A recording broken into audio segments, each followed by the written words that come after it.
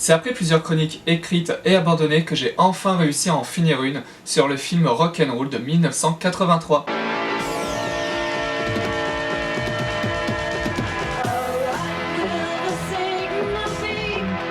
Rock'n'Roll, qui devait à la base se nommer Rats, est le premier long métrage d'animation produite par la société Nelvana. Nelvana que vous devez connaître pour la série Les Bisounours par exemple. C'est aussi d'ailleurs la première réalisation de son réalisateur, Clive A. Smith. Le film demandera plus de 5 ans de production et plus de 300 animateurs sur le projet. Le film nous raconte une histoire assez simple. Après la Troisième Guerre mondiale, toute l'humanité a disparu et a été remplacée par des animaux anthropomorphiques. Alors, l'anthropomorphisme, c'est quand on donne des attributs humains à des choses ou surtout à des animaux. Donc une pensée humaine, réagir comme les humains, avoir des bras et des jambes, marcher à deux pattes. C'est dans ce monde que vit Angel et son groupe de punk. Nous avons Omar, qui est le leader, le chanteur et aussi un petit con pour le coup, Stretch et Dizzy. Mock, quant à lui, le grand méchant de l'histoire. Il décidera de kidnapper Angel, afin d'utiliser sa voix pour ouvrir les portes d'une dimension infernale. Le film ne brille certes pas par un scénario ultra complexe et original, mais surtout grâce à sa bande-son ayant eu le droit au grand nom de la musique des années 80 et à son rendu d'animation qui est très proche de la rotoscopie. La rotoscopie, c'est un procédé assez simple. Vous filmez de vrais acteurs et vous redessinez par-dessus, ce qui permet d'avoir un rendu beaucoup plus réaliste des mouvements. Il y a eu en récent le film Juno avec Ellen Page qui utilise le principe de la rotoscopie pour son intro.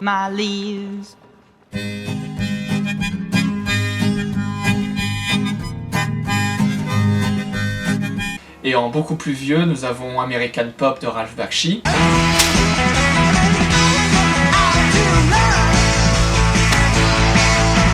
Et par exemple, la première adaptation du Seigneur des Anneaux de Ralph Bakshi aussi, qui a été réalisée entièrement en rotoscopie. Pour la bande originale, nous avons du coup eu le droit à la participation de Iggy Pop,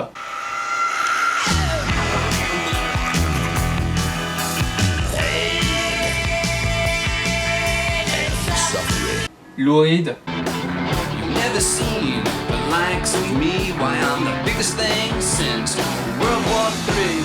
Earth, Wind & Fire, Cheap Trick et Debbie Harry.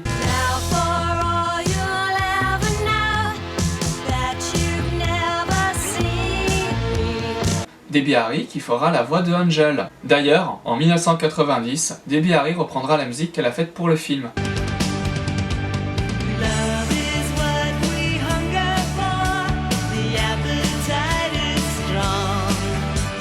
Sinon, pour le reste de la bande-son, c'est Patricia Cullen qui s'en est occupée.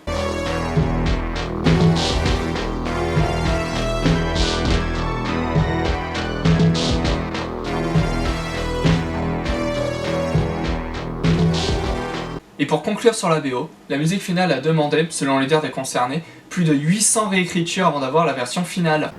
The finale song was done about 800 different times before we got the right thing.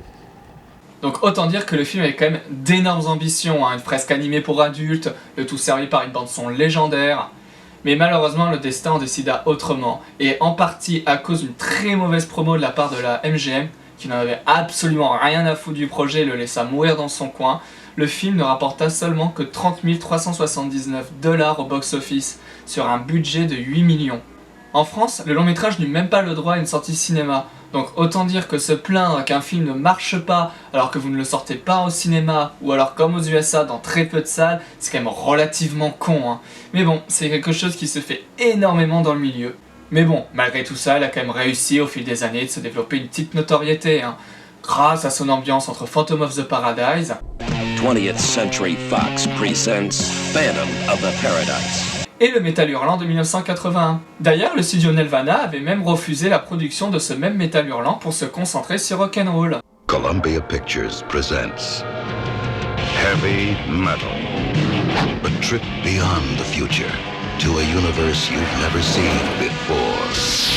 Nous pouvons aussi parler de Ralph Bakshi, un très grand nom du cinéma d'animation indépendant pour adultes. Le travail sur le film peut d'ailleurs beaucoup faire penser à celui de Cool World de Ralph Bakshi.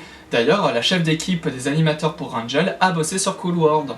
Mais bon, je suis déjà en préparation d'un documentaire étant dédié à Ralph Bakshi. D'ailleurs, une édition bootleg du film en VHS créditait Ralph Bakshi en réalisateur.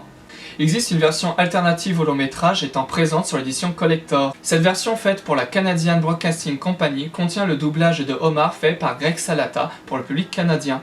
Quant au public américain, c'est Paul Lemat qui s'en occupe. Pour ce qui est du réalisateur, il avait déjà réalisé en 1978 un court-métrage intitulé Le Diable et la Souris.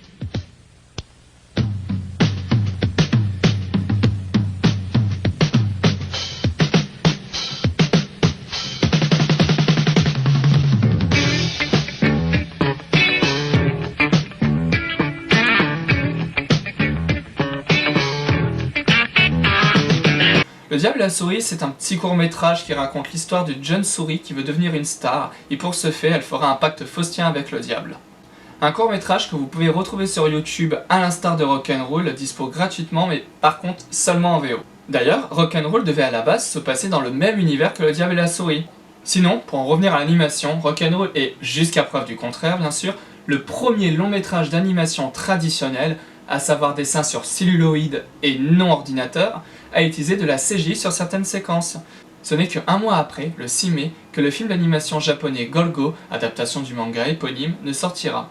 Mais bon, la vidéo de Gorka vous en parlera beaucoup mieux de l'utilisation de la CGI dans Rock'n'Roll, je vous mets d'ailleurs le lien dans la description. Mais Clive Smith le confirme lui-même, le seul élément généré par ordinateur est en fait l'ordinateur de Mock. Ouais, encore de la synthèse pour montrer de la synthèse, je sais. Mais bon, pour sa défense, le film a été conçu après The Black Hole et pendant Tron. Donc en fait c'est normal. Where the Wild Things Are de 1983 de John Lester et Glenn Keane serait quant à lui la première fois que l'on marie le cinéma d'animation traditionnel et la CGI. Ce court-métrage sera d'ailleurs abandonné par Disney qui le considérera beaucoup trop coûteux.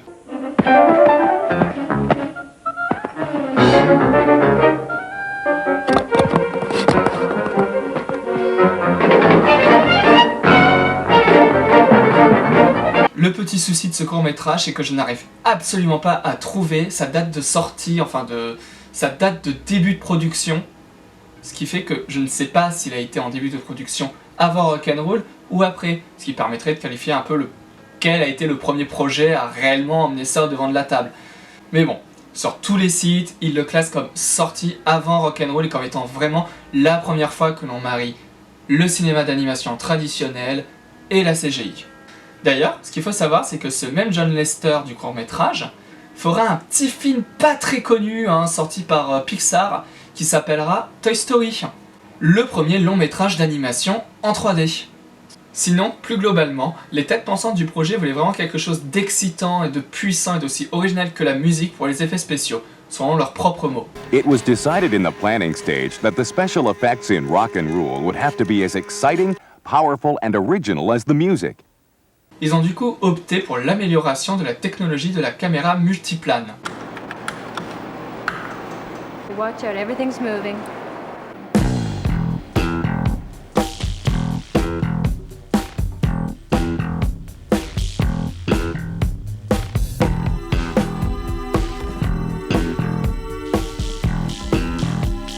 The multi-plane camera system was used to create some of the film's most dramatic and technically advanced effects.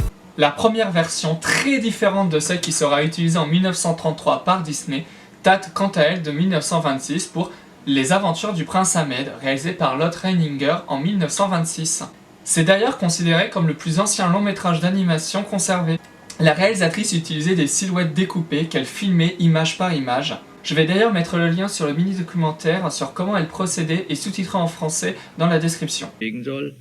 So muss dieses Tier in verschiedenen Größen ausgeschnitten werden.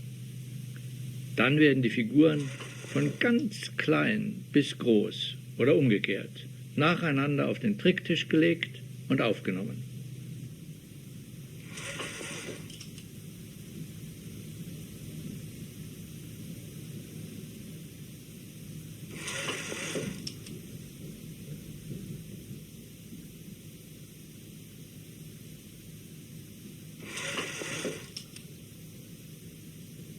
Und so sieht dann das Ergebnis auf der Leinwand aus. Um den Eindruck der Raumtiefe hervorzurufen, benutzt Lotte Reiniger mehrere Schichten von Pauspapier. Et réalisa par ce fait le premier film de silhouette de l'histoire du cinéma.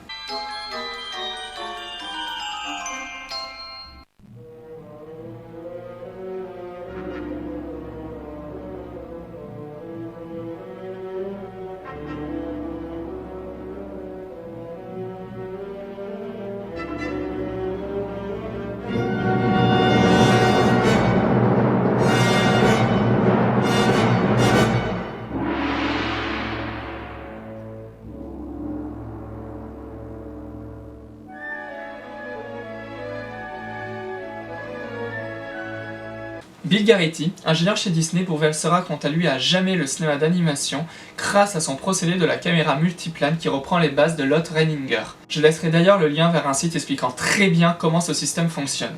The different elements in the scene were separated according to their varying distances from the viewer. This put the moon on a plane farthest away from the camera. With our original picture broken down in this manner, it is possible to control the relative speed with which each individual part of it moves to or away from the camera. But the moon remains absolutely still, and so it will always remain the same, neither growing nor shrinking in size. Since this new camera used many planes, we called it the multiplane camera.